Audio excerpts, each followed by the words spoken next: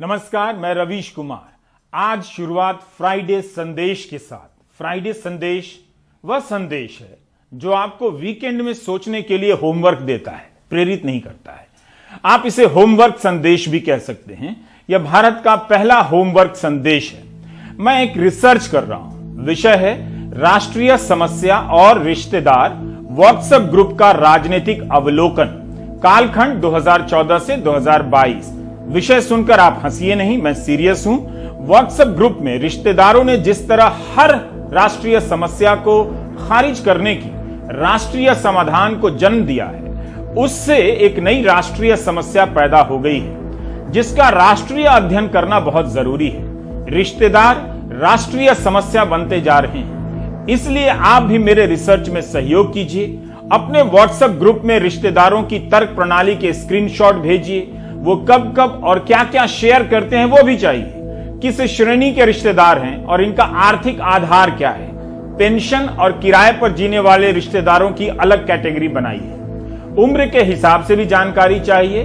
Family group का नाम क्या है, ये रिश्तेदार व्हाट्सएप ग्रुप में कितने धार्मिक हैं और वास्तविक जीवन में इनका आचरण धर्म के अनुकूल है या नहीं। अगर ये वाली पर्सनल डिटेल दे सकें तो अच्छा रहेगा। वैसे ये वैकल्पिक है, आप चाहें तो इस हिस्से का वीडियो क्लिप रिश्तेदारों के व्हाट्सएप ग्रुप में भी डाल सकते हैं। इस तरह आपके सहयोग से भारत के लोकतंत्र को खत्म करने का, सामाजिक वातावरण बनाने और घर घर में सांप्रदायिकता फैलाने में रिश्तेदारों की भूमिका को लेकर यह दुनिया का सबसे बड़ा रिसर्च हो सकता है। अगर प्राइम टाइम से वक्त मिला तो यह रिसर्च मैं करूंगा, अन्यथा आप भी कर सकते हैं।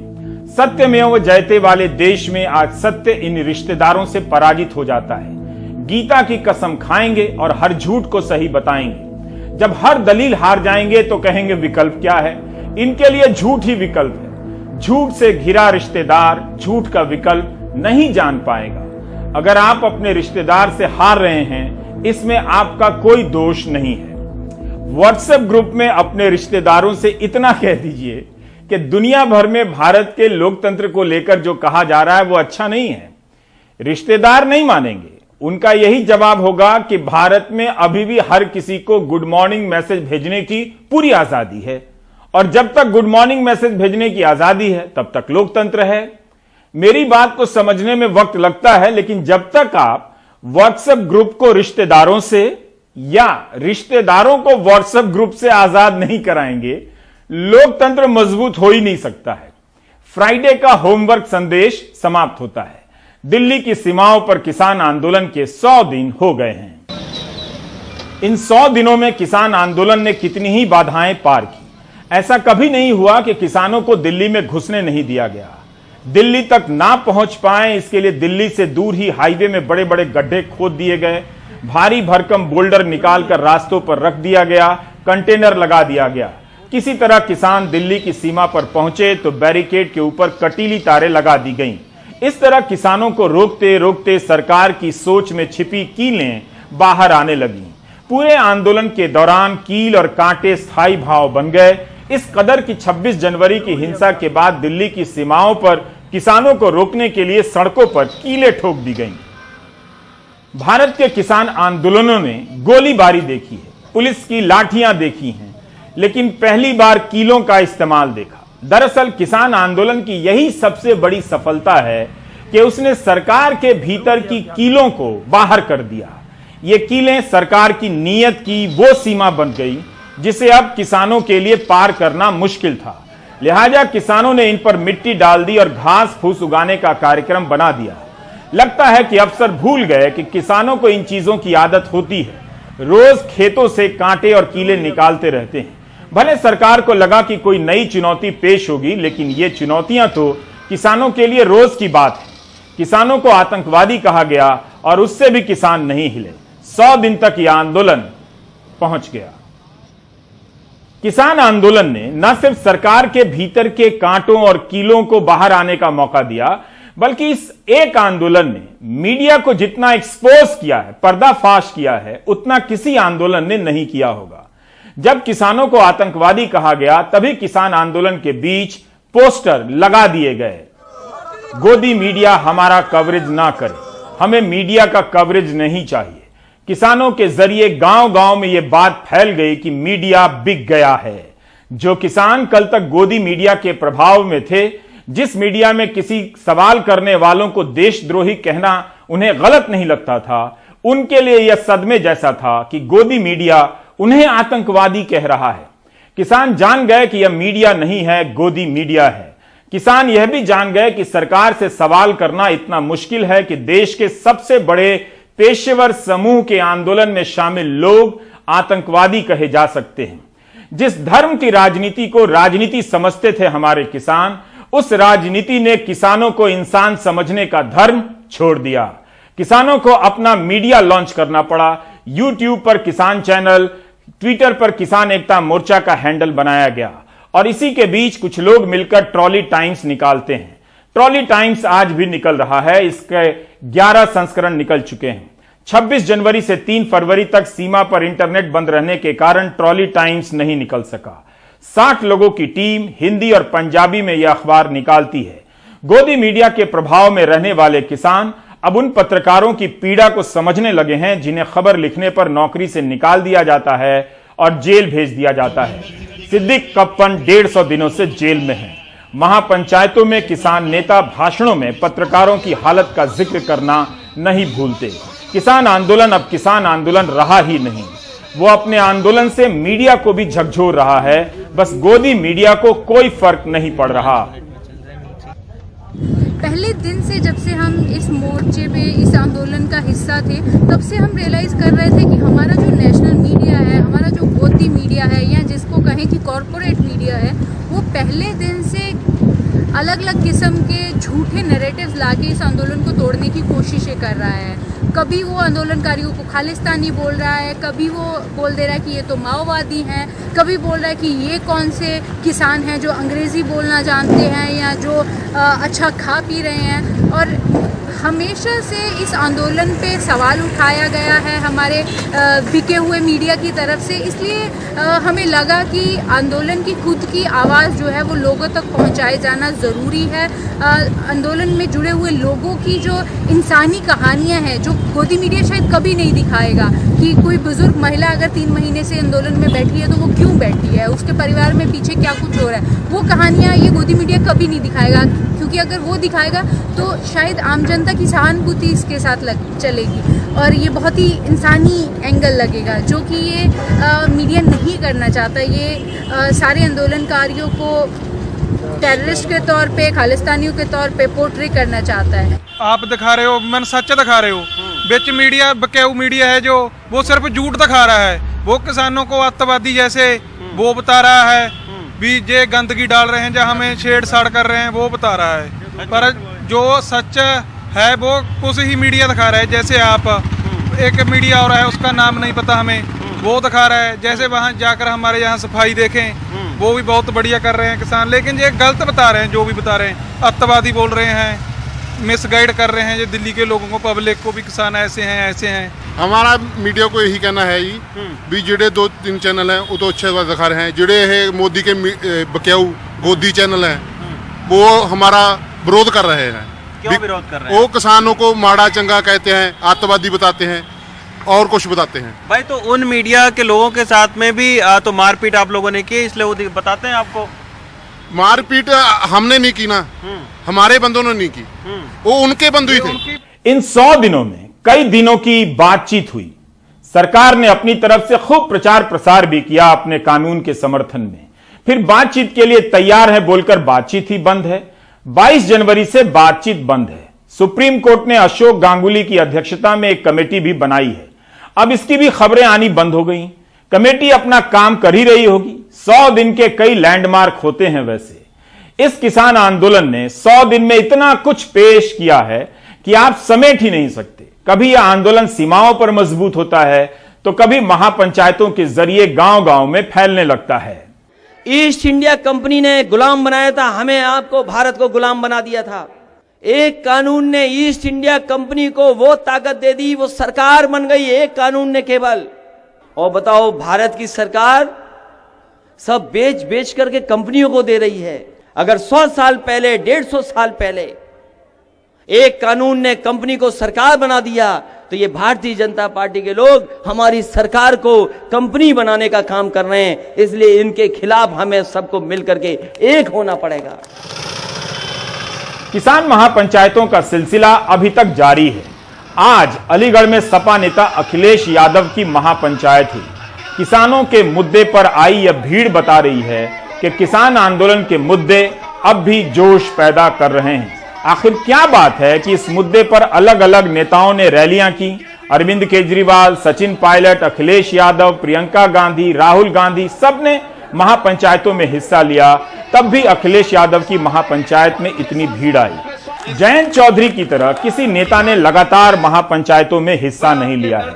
जयंत चौधरी हर दूसरे दिन किसी न किसी महापंचायत में जाते हैं। अभी तक 30 महापंचायतें कर चुके हैं और 7 महापंचायतें प्रस्तावित हैं। लेकिन साथ ही संकट जमीनों पे भी आएगा।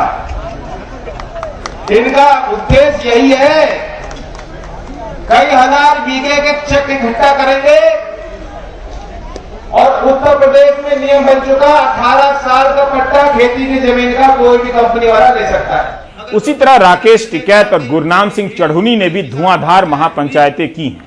हरियाणा के गुरनाम सिंह चढ़ूनी ने भी 30-35 महापंचायतें की हैं। इन महापंचायतों ने जो हासिल किया और जो नहीं किया उस पर अलग से बात की जा सकती है। पूरे देश में किसान आंदोलन में सबसे पहली गिरफ्तारी अगर किसी की हुई है तो उत्तर प्रदेश में भारतीय जनता पार्टी की सरकार ने मुझे गिरफ्तार किया। मेरे साथ बलवंत रामूवालिया जी भी थे जो पूर्व केंद्रीय मंत्री रहे। मुझे खुशी है इस बात की कि समाजवादी पार्टी ने डे 1 से आंदोलन में सहयोग किया है, किसान के आंदोलन में साथ खड़े हैं। गाजीपुर बॉर्डर रहा हो, समाजवादी पार्टी के कार्यकर्ता लगातार गए हैं और सवाल ये है कि किसान हम भी हैं और खेती हम भी करते हैं। खेती अगर हम करते हैं तो खेती के सवाल पे हम सब एक हैं। चुटकुली जोगी जी ने लाल टोपी को लेकर के, उस पर आपका क्या रिस्पांस है? देखिए, लाल टोपी हम कैसे दिखते हैं ये अच्छी बात है, खराब बात है, सुंदर दिखते हैं, खराब दिखते हैं, लेकिन यकीन से मैं कह सकता हूं अगर मुख्यमंत्री योगी जी एक बार लाल टोपी पहन लें सबसे सुंदर वही दिखेंगे। अब लाल टोपी पहनने के लिए कह रहे हैं और आने वाले समय में सरकार बनने जा रही है। जो आज सरकार में है वो जा रहे हैं और जब जा रहा होता है आदमी तो उसकी भाषा बदल जाती है, व्यवहार बदल जाता है और तभी आप विधानसभा में देखोगे ठोक दो, इनका पेट का दर्द ठीक कर दो, लाल टोपी माफियाओं की है, गुंडों की है। मैं ये जानना चाहता हूं किस मुख्यमंत्री ने अपने केस खुद वापस लिए हैं। देश में एक मुख्यमंत्री बता दो तो वो हमारे उत्तर प्रदेश के मुख्यमंत्री जी निकलेंगे। सर, अभी आपने यहाँ का अंधेरी नगरी चौपट राजा, दिन दहाड़े रेप और रात में गांजा, इसका क्या मतलब है? इशारा किधर है आपका सर? देखिए, इशारा कुछ भी हो, जनता को पसंद है तो मैं कह रहा हूं और जनता समझती है, समझते आप भी हैं। रविश रंजन टिकरी बॉर्डर गए थे। टिकरी बॉर्डर पर महिला किसानों की संख्या अधिक है। दिल्ली की सभी सीमाओं पर ऐसे कई किसान मिल जाएंगे जो पहले दिन से आंदोलन में डटे हुए हैं। रविश ने ऐसे ही महिला किसानों से मुलाकात की जो 90 दिन 80 दिन से आंदोलन में जमी हुई हैं। ट्रैक्टर से धूल भरी तेज हवाओं और तीखी धूप में मुश्किल भरे सफर को तय करके 25 महिलाओं का जत्था पंजाब के संगरूर से टीकरी बॉर्डर पहुंचने वाला है। सर्विस रोड से चलते ट्रैक्टर से करीब 12 किलोमीटर तक सड़क पर किसानों के तंबू हमें लगे मिले। 100 दिन बाद टीकरी बॉर्डर पर हमें उतने ज्यादा किसान भले न मिले, लेकिन संख्या बहुत कम भी नहीं है। काले कानून के पीछे हम बच्चे भी छोटे हैं। हम संगरूर से अमरजीत कौर तीसरी बार टीकरी बॉर्डर पहुंची हैं। इन्हें बढ़ती गर्मी और पानी की किल्लत का डर बिल्कुल नहीं है। हम लंबा आपको भी चलाना चाहते हैं। हमारी भी उम्मीद है भी हमको इसको लंबा चलाने जाते हैं। जिन हमारा ये आंदोलन लंबा चलेगा ना उतने में हमारा कुछ न कुछ बनेगा। अच्छा, ऐसे हमारी कोई कहानी नहीं। दिल्ली से करीब 12 किलोमीटर दूर बहादुरगढ़ के आउटर पर किसानों की सभा चल रही है। 100 दिन बाद भी हमें बीकेयू उग्राहा के किसान नेता बिंदु शुक्रवार को महिलाओं के बीच मिली।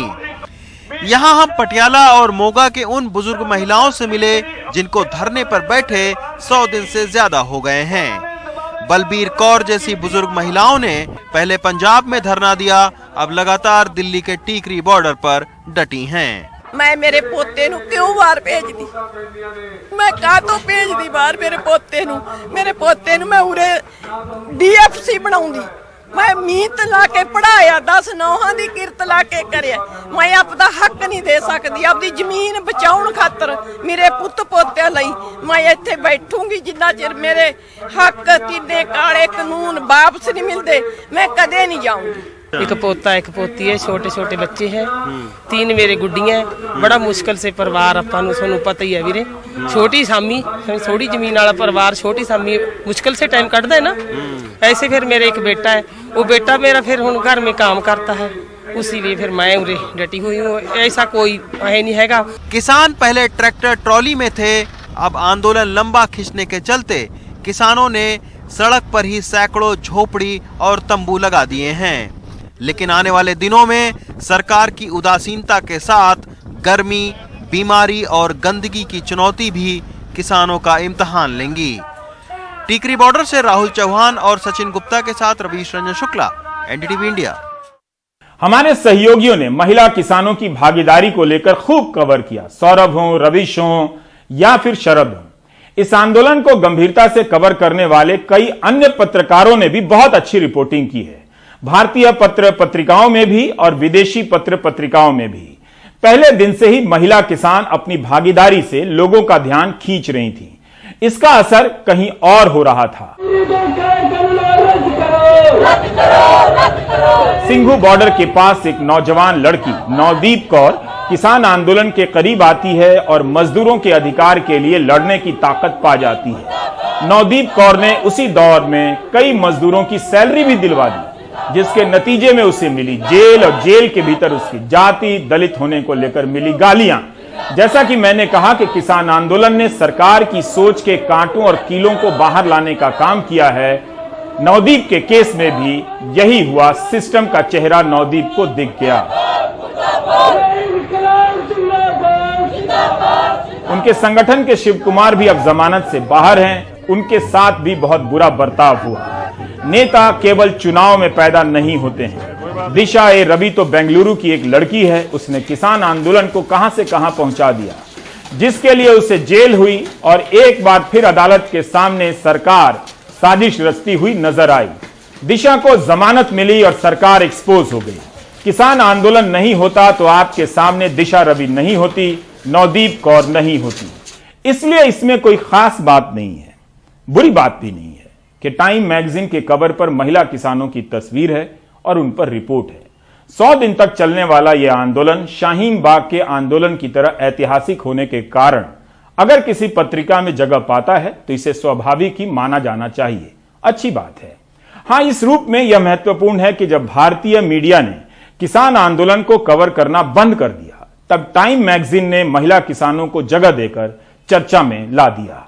टाइम कवर करे या ना करे, आप किसान आंदोलन को महिलाओं की भागीदारी की चर्चा के बगैर कवर कर ही नहीं सकते हैं। टाइम पत्रिका से पहले भी दुनिया भर के दूसरे अखबारों और मीडिया संस्थानों ने महिला किसानों को कवर किया। इसका मतलब यह नहीं कि टाइम ने कोई अपराध किया है, बल्कि अच्छा ही किया है। इस बार टाइम पत्रिका के कवर पर किसान आंदोलन में आई महिला किसान दिख रही है। इसमें एक छोटी बच्ची भी है जो माँ या दादी के साथ आई लगती है और गोद में एक बच्चा भी है जो अपनी मां के साथ आया है। मां का हाथ नारों के साथ हवा में लहरा रहा है। पिछले साल सितंबर में शाहीन बाग की 42 साल की दादी बिल्किस भी 2020 के सबसे प्रभावशाली लोगों में शुमार हुई थी। टाइम ने छापा था। शाहीन बाग के आंदोलन को इन दादियों ने ताकत दी थी। किसान आंदोलन की महिलाएं रिश्तों से नहीं जानी गई। किसी ने इन्हें भाभी या दीदी नहीं कहा, सबने इन्हें आंदोलनकारी कहा, किसान कहा। इसका मतलब यह है कि अगर दुनिया में इस बात की चर्चा है कि भारत में लोकतंत्र का गला घोटा जा रहा है, तो दुनिया को यह भी दिखाई दे रहा है कि भारत की लड़कियां, भारत की औरतें लोकतंत्र के लिए लड़ रही हैं। 8 मार्च के जश्न के लिए इससे बड़ी उपलब्धि क्या हो सकती है। इन विदेशी अखबारों में कभी प्रधानमंत्री मोदी को लेकर सकारात्मक खबरें छपती थीं, लेकिन अब छपती हैं कि कैसे एक समुदाय को टारगेट किया जा रहा है, पत्रकारों को जेल भेजा जा रहा है, न्यायपालिका को खत्म किया जा रहा है, लोकतंत्र का गला दबाया जा रहा है। भारत में टाइम पत्रिका के जितने भी पाठक हैं उससे कहीं ज्यादा इस पत्रिका की चर्चा होती है, यह तो मानना ही पड़ेगा। भारत के नेताओं, अखबारों और मीडिया में टाइम पत्रिका को लेकर एक खास किस्म का आकर्षण तो है ही। कई जगहों पर खबरें छपती हैं कि फला का टाइम में फोटो आया है और इंटरव्यू भी हुआ है। लेकिन भीम आर्मी के चीफ चंद्रशेखर के समर्थकों की शिकायत है कि 34 साल के चंद्रशेखर का जब 100 प्रभावशाली लोगों में नाम आया तो उनके बारे में चर्चा न के बराबर हुई। टाइम पत्रिका के इस संक्षिप्त लेख में चंद्रशेखर के संघर्षों का ब्यौरा है। दलित राजनीति में प्रतिरोध के उभरते एक नए नेतृत्व के रूप में चंद्रशेखर देखे गए। प्रतिरोध के प्रतीक के रूप में चंद्रशेखर की खूबसूरत मूंछों की भी चर्चा इस लेख में है। लेकिन मूंछों के कारण चंद्रशेखर को यह जगह नहीं मिली है। इसके लिए चंद्रशेखर ने लाठियां खाई हैं, महीनों जेल में रहना पड़ा है और जान पर भी खतरा आया है। एक ऐसे समय में जब एक दलित विद्वान प्रोफेसर आनंद तेलतुंबडे भीमा कोरेगांव केस में जेल में बंद हैं और उन्हें लेकर कोई चर्चा नहीं है, चंद्रशेखर की शिकायत समझी जा सकती है कि टाइम में नाम आने पर चर्चा नहीं हुई। प्रोफेसर आनंद तेलतुंबडे तो डॉक्टर अंबेडकर के रिश्तेदार हैं। डॉक्टर अंबेडकर के बेटे यशवंत अंबेडकर की बेटी रमा की शादी आनंद तेलतुंबडे से हुई है। प्रोफेसर तेलतुंबडे को प्रधानमंत्री की हत्या की साजिश के आरोप में जेल में बंद किया गया है। बताइए, भीमा कोरेगांव की घटना और कार्यक्रम को दलित अस्मिता से भी जोड़ा जाता है। आप चुप्पियों को तराजू पर नहीं तौल सकते, पर कुछ चुप्पियां तौली जा सकती हैं। हम बात किसान आंदोलन के 100 दिन की कर रहे हैं। अच्छी बात है कि टाइम के कवर पर महिला किसानों की तस्वीर है, लेकिन भारत की लड़कियों के जीवन की एक तस्वीर और है। इसे किसी को ग्लोबली मत बताइएगा, आंतरिक रूप से बता रहा हूं। इसलिए तो हिंदी में प्राइम टाइम करता हूं ताकि अंग्रेजी बोलने वाले अमेरिकी राष्ट्रपति जो बाइडन को समझना है कि मैं क्या बोलता हूं, ना फ्रांस के पूर्व राष्ट्रपति सार्कोजी को कुछ बुझाए, जिन्हें भ्रष्टाचार के मामले में 3 साल की जेल हुई है, रफाल के संबंध में नहीं हुई है। 4 मार्च के प्राइम टाइम में बताया था कि यूपी के शाहाबाद में सर्वेश नाम के एक पिता ने नीलम नाम की बेटी का सर काट दिया क्योंकि नीलम प्रेम करती थी। राजस्थान के दौसा में एक पिता ने अपनी बेटी पिंकी को अगवा किया और मार दिया। पिंकी सैनी ने रोशन महावर नाम के एक दलित नौजवान से शादी की। सर्वेश की तरह पिंकी के पिता ने खुद ही पुलिस को बताया कि बेटी को मार दिया है, जबकि पिंकी को हाईकोर्ट के निर्देश पर पुलिस सुरक्षा मिली थी। सोचिए, टाइम के कवर पर पिंकी की लाश और नीलम का कटा हुआ सर होता तो भारत की कैसी छवि बनती। 19 साल की पिंकी को उसके ही पिता ने मार डाला। पिंकी रोशन से प्यार करती थी, लेकिन उसकी शादी किसी और लड़के से कर दी गई। पिंकी और रोशन हाई कोर्ट तक गए और कोर्ट ने स्थानीय पुलिस को आदेश दिया कि उन्हें सुरक्षा दी जाए, लेकिन पैसों की जरूरत पड़ी। पिंकी और रोशन अपने घर दौसा लौट आए और यहाँ पिंकी के घर वालों ने रोशन के घर पे हमला बोल दिया। पिंकी को उठा ले गए। किस तरह से हमला हुआ और कैसे लोग आपके घर में घुसे हैं? मैं यहाँ पे आया था, 1:30-2 बजे के आसपास आया था, तो पापा यहाँ पे नहीं थे। तो पापा बाजार की तरफ से पापा आए, तो पापा ने बोला, अचानक से देख के पापा घबरा गए। फिर पापा कागज़ लेके कोतवाली थाने में चले गए। तो उनसे पहले ही उन्होंने कहीं सूचना मिल गई थी कि हम आए हुए हैं, तो उन्होंने वहीं से पहले से प्लानिंग बना के 20 एक औरतें थी, 15 एक आदमी थे। उन्होंने पहले से ही प्लानिंग बना के उन्होंने तुरंत पापा को जाते ही यहाँ पे हमला बोल दिया। और तब तक हमला होके वो ले गए उसको यहाँ से? हाँ, 10 मिनट के अंदर अंदर सारा काम तोड़ ताड़ के सब कुछ ले गए थे। मेरा फ़ोन भी तोड़ा गया था। मेरे फ़ोन की डिस्प्ले यहीं पे है उसी दिन। हमले के करीब 3 दिन बाद पिंकी के पिता ने उसे जान से मार दिया और फिर थाने में पहुंच के गुनाह कबूल किया। लेकिन पुलिस का कहना है कि उन्हें सूचना नहीं थी कि पिंकी और रोशन जयपुर छोड़ के वापस दौसा लौट चुके हैं, इसलिए सुरक्षा में चूक हुई है। आज फिर मॉर्निंग के अंदर लगभग 3 बजे के आसपास ये जो मृतका का जो अपने फादर है, ये थाने पे आता है और थाने पे आके बताता है कि मैंने मेरी बेटी को मार दिया है। और इसके ऊपर फिर यहाँ से पुलिस वहाँ पे मौके पे पहुँचती है। ठीक है, एफएसएल टीम को बुलाया जाता है। हमने भी मौका देखा है और अभी आगे की कार्रवाई जारी है। गला घोट के मारा है। अभी प्राइमा फेसी जो निकल के आ रहा है, क्योंकि गले के ऊपर मार्क्स हैं लिगेचर, और अभी यही देखने में आया कि गला घोट के मारा गया है। लेकिन पुलिस से ज्यादा सवाल उस समाज पे उठता है जो अलग अलग जाति के लोगों के प्यार को नहीं समझ पाता है। ये घटना होने से पहले ही अगर किसी को पता पड़ जाए तो खुशी खुशी उनका है जो इस तरीके से आगे होकर के बढ़ चढ़ करके दोनों का मिलाप कराना चाहिए। मतलब इन बच्चों ने कोई गुनाह नहीं किया? गुनाह नहीं किया इन्होंने कोई। इस केस में 9 लोगों को अब पुलिस ने गिरफ्तार किया है। एक पिता जिसने अपनी ही बेटी को मार डाला और यहाँ इस पुलिस स्टेशन में आकर अपना गुनाह कबूल किया। उस परिवार के 8 और महिलाएं जिन्होंने पिंकी के अपहरण में मदद करी। और पिंकी का गुनाह क्या था? वो एक दूसरी जाति के लड़के से प्रेम करती थी। दौसा से हर्षा कुमारी सिंह, एनडीटीवी इंडिया के लिए। भारत के मर्दों को लेकर गंभीरता से सोचना चाहिए। प्रेम करने पर किसी का सर काट देने या जान से मार देने का ख्याल केवल किसी अपराधी की व्यक्तिगत सोच नहीं है, बल्कि सामाजिक सोच का हिस्सा है। कई बार कहा है कि सांप्रदायिकता इंसान को मानव बम में बदल देती है। इसकी चपेट में आकर लड़के दंगाई हो जाते हैं। उसी तरह जाति का गुरूर भी इंसान को अपराधी बनाता है। आखिर क्या बात है कि मर्दों के जहन से जातिवाद और सांप्रदायिकता की सनक उतरती ही नहीं है? इसका मतलब यह नहीं कि महिलाएं इससे दूर हैं। आप चाहें तो व्हाट्सएप ग्रुप में रिश्तेदारों से इस सवाल पर भी चर्चा कर सकते हैं। बाकी ब्रेक के बाद।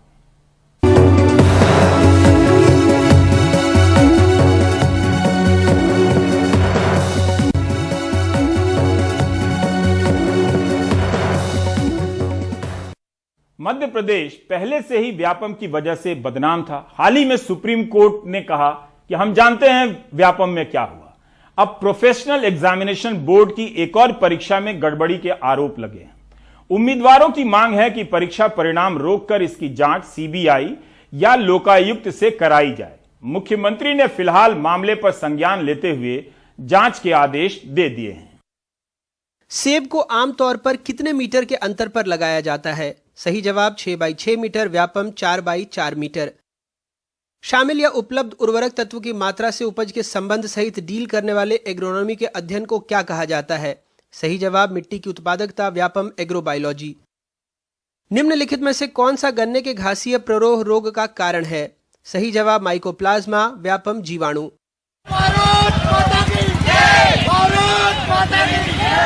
व्यापम की परीक्षा के 10 टॉपर, 10 के ये 3 उत्तर गलत और कई गलतियां जिसके खिलाफ उम्मीदवार रात में प्रदर्शन,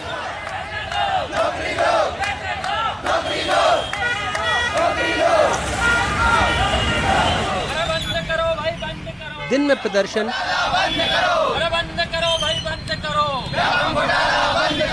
नहीं चलेगी, नहीं चलेगी।